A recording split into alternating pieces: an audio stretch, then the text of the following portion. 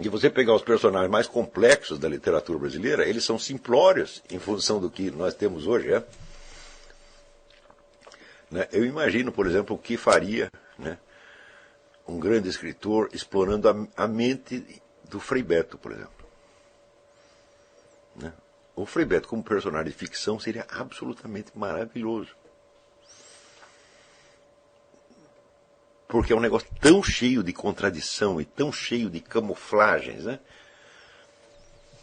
Que eu digo, olha, ali precisaria um Dostoiévski para retratar um cara desse. Mas você não tem, em toda a literatura brasileira, você não tem um personagem que tenha a complexidade do Frei Beto, o qual é um personagem real.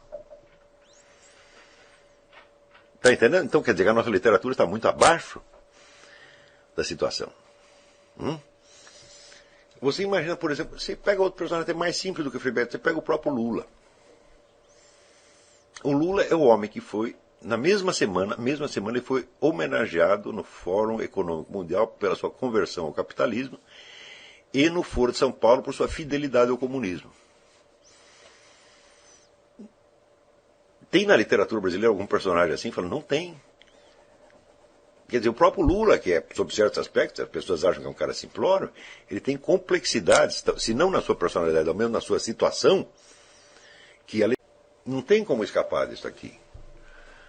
Agora, você acha que na instituição universitária, tal como nós a conhecemos hoje, mesmo na melhor das hipóteses, não estou falando desta porcaria brasileira, estou falando aqui nos Estados Unidos, por exemplo, onde você tem escolas de um certo nível, você acha que é possível praticar isto em sala de aula? Fala, claro que não.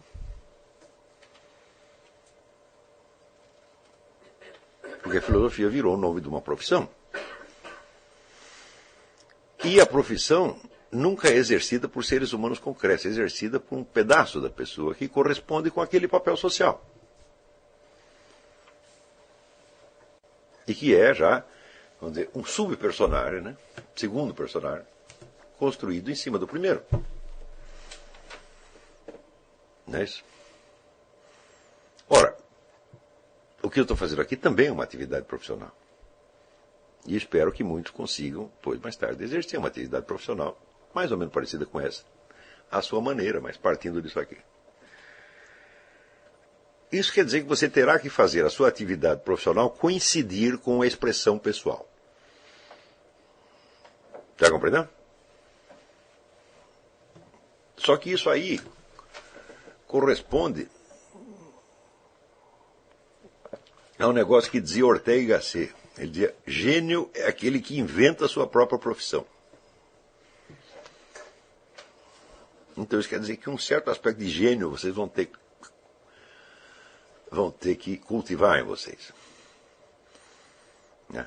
Eu espero, se desse curso saírem 300 gênios, eu me sentirei recompensado. Eu garanto a vocês que vocês vão sair muito mais inteligentes do que entraram, mas muito mais. Vocês não vão nem se reconhecer. Vocês vão, quando terminar esse negócio, vocês vão olhar os atrás e dizer, mas, meu Deus do céu, eu era uma besta quadrada. Não, você não é uma besta quadrada. Você é apenas um brasileiro comum e você subiu, fez um upgrade, né? Mas você sentirá que era uma besta quadrada. O que quer dizer uma besta quadrada?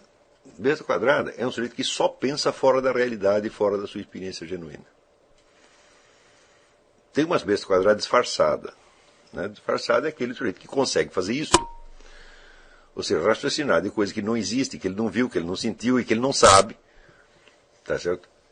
Usando uma certa linguagem, um certo esquema que ele aprendeu com outros e que profissionalmente são aceitos como altas expressões de cultura.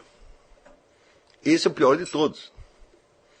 Tá certo? Porque a besta quadrada simples ainda tem cura, mas essa não.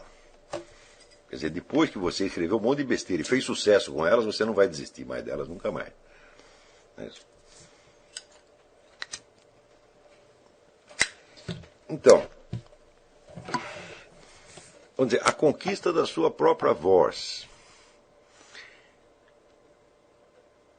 ela é um elemento básico do seu contato com você mesmo. Não é isso? E, portanto, é um elemento fundamental da busca do conhecimento, porque se não há veracidade na sua atitude interior de busca do conhecimento, não haverá veracidade no conteúdo que você encontra, ainda que, por coincidência, você encontre uma verdade. Mas aí a gente lembra aquele negócio que o Spinoza aqui dizia, bom, um louco que em pleno dia diz é dia, não se pode dizer que ele disse a verdade, pô. Você não sabe nem por que ele disse isso, pô. Tá entendendo? Então, quer dizer, não basta dizer a verdade no sentido de ser uma sentença objetivamente verdadeira. É preciso que ela tenha uma significação objetivamente verdadeira na situação em que ela foi dita. Tá entendendo? Né? Se o sujeito pergunta assim, que horas são? E você responde E igual a MC2, o conteúdo que você disse é verdadeiro. Só que está totalmente falseado na situação. Então isso não adianta. Então esta coisa de ajustar a sua própria voz no seu diálogo interior e depois na expressão exterior. Isto garante que você poderá lidar com os materiais genuínos da sua experiência. E você poderá adquirir, então, esta coisa que é uma delícia. Que é, de repente, você saber que você sabe alguma coisa. Embora esta coisa você não possa provar para ninguém. Normalmente, as coisas que nós não podemos provar para ninguém, nós desistimos delas. E nós só ligamos para as verdades públicas, que são aceitas como tais por todo mundo. Bom, esse é o contrário da filosofia. Na filosofia, as melhores coisas que você vai saber são aquelas que você não vai conseguir contar para ninguém. Só que é o seguinte, você vai ter certeza delas, e não é certeza de crença, não é certeza subjetiva. É a certeza da testemunha. Então, nós estamos numa época tão idiota que as pessoas acreditam que tudo aquilo que só um sujeito pode saber é subjetivo. Isso é objetivo, aquilo que todo mundo pode, né, confirmar ao mesmo tempo. Ora, meu filho, qualquer coisa que todo mundo possa confirmar ao mesmo tempo jamais é uma verdade. Jamais, jamais, jamais, jamais. É apenas um recorte esquemático que simboliza remotamente uma verdade. A verdade, para ser verdade, tem que ser verdade na realidade. Por exemplo, eu vi o sujeito matando o outro. Onde está a verdade disto? Está no próprio fato. Você está assistindo um crime verdadeiro praticado por um assassino verdadeiro, sobre uma vítima verdadeira. A verdade está ali. Está compreendendo? Quando você narra isto aqui, você está se reportando a uma verdade primária que você conhece. Ora, aquelas coisas que podem ser verificadas por todo mundo só são verificadas logicamente, meu filho. Não por experiência genuína. E aquilo que é a demonstração lógica, isso aqui é preciso meter na cabeça uma vez por todas. Lógica nada tem a ver com realidade. O mundo da lógica é o mundo da possibilidade, é o esquema da possibilidade. Lógica só lida, vamos dizer, com relações hipotéticas entre frases possíveis. Está entendendo? Você pode fazer um livro inteiro de lógica sem colocar uma única frase que se refira a qualquer coisa da realidade. Aliás, o livro de lógica simbólica faz exatamente isso. Se x igual a b e b igual a y, então x igual a y. O que é x, o que é y? A que elemento de realidade você reporta? A nenhum, absolutamente. E você pode construir um livro inteiro de lógica só com frases desse tipo. Ora, o número de relações possíveis entre sentenças é limitado. E é disso que se trata, a lógica. Você tem certos tipos de proposições, certos esquemas e certas conexões. É uma coisa limitada que cabe dentro de um tratado de lógica. tá certo? Marcado no início da filosofia. É isso. Mas outro aspecto desse curso é o seguinte.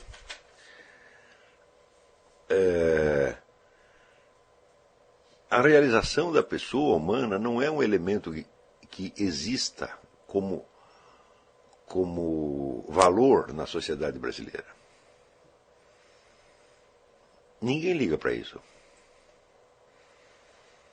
Isso não é importante para as pessoas. Importante para as pessoas é assim, arrumar um bom emprego. Não interessa se o emprego é inadequado para ela. O que interessa é o quanto ela vai ganhar no fim do mês. E que ganhe bastante, mesmo que esteja totalmente fora da sua vocação. Então isso quer dizer que esse aspecto, vamos dizer, meramente dinheirístico da coisa, predomina demais sobre os outros. E é claro que isso é uma ilusão. Porque dinheirista no Brasil todo mundo é. Agora, quantos são ricos? Né? Se amor ao dinheiro metesse dinheiro no seu bolso, estaria todo mundo rico. Se desejo de dinheiro, obsessão com dinheiro, metesse dinheiro no seu bolso, estava todo mundo milionário. O Brasil é uma prova de que essas coisas não funcionam. Não é isso? Por outro lado, existe um outro elemento cultural que prejudica a clareza com relação a esse exercício e a clareza com relação a quem você quer ser. É o elemento chamado prazer. Você tem uma idolatria do prazer no Brasil. Você tem que fazer aquilo que você gosta. Quer dizer, ou você tem que fazer um treco que não serve para você de maneira nenhuma, que te dá dinheiro, ou então você tem que fazer aquilo que você gosta. Agora, se você pegar, vamos dizer, as vocações mais altamente realizadas do mundo, né? Você pergunta assim, né? Será que Viktor Frankl, por exemplo, gostava de estar no campo de concentração? Será que ele gostava de ouvir desgraça o dia inteiro? Claro que não gostava. Então por que a vocação dele era essa? A vocação não tem nada a ver nem com a necessidade de dinheiro e nem com o prazer. É uma outra coisa. E o fato mesmo de eu ter que explicar isto deriva da minha experiência de ver já 3 gerações de pessoas que ignoram essas coisas. Que não têm a menor ideia do que é uma vocação. Que só tem ideia da necessidade, suposta necessidade financeira e do suposto prazer. Porque eu digo, qualquer que seja a atividade que você exerce, pode ser a atividade mais maravilhosa do mundo, é impossível que ela só te dê prazer. Por exemplo, tem gente que acha, mas quando eu me aposentar, quando eu ficar rico, eu vou estudar, eu vou escrever livros maravilhosos, né? Então, ele acha que isso vai ser um prazer. Daí eu largo as coisas sérias e vou me dedicar àquilo que eu gosto. Eu digo, desgraçado. Escrever um livro pode ser um sofrimento tão grande, mas tão grande, mas tão grande. Se você espera que isso vai ser um divertimento, o seu livro vai ser uma bela merda, tá entendendo? Então, quer dizer que as categorias, vamos dizer, da necessidade de dinheiro e do prazer atrapalham a cabeça das pessoas. Vocês estão pensando com categorias erradas, isso não se aplica. Eu estou tentando trazer vocês de volta desde 2 esquemas, 2 estereótipos, para a realidade da sua experiência. Esse é o primeiro exercício que eu estou fazendo aqui, justamente por isso. Então, só por este detalhe, vocês veem como você pode estar distante da sua realidade de experiência. E pensando só em coisa que, vamos dizer, em símbolos, estereótipos, que não tem nada a ver com nada. Curar isso é o passo número 1 para a filosofia.